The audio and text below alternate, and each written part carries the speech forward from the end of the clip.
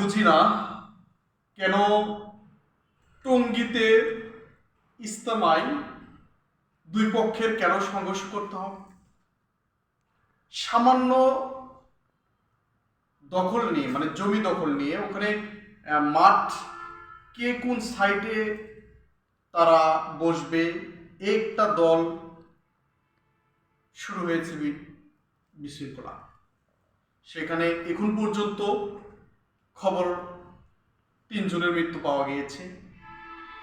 আমি এটা বলতে চাচ্ছি না, আমি বলতেছি কেন এখানে মারামারি করতে হবে।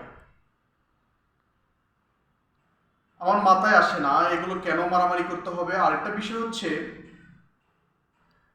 মারামারি যদি ইচ্ছে হয়, ভাই অনেক তো জায়গা আছে একটা ইসলাম প্রচার করার জন্য, যেখানে মানুষ ইসলাম সম্পর্কে বেশি আলোচনা করা হয়।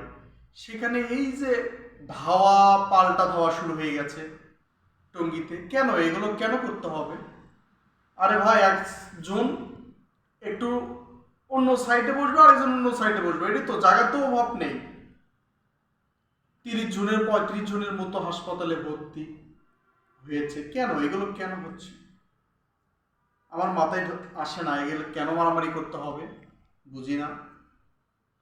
সবাই একটু সবার দিক থেকে সচেতন হন, তাহলে অবশ্যই ভালো কিছু করা যাবে। ধন্যবাদ।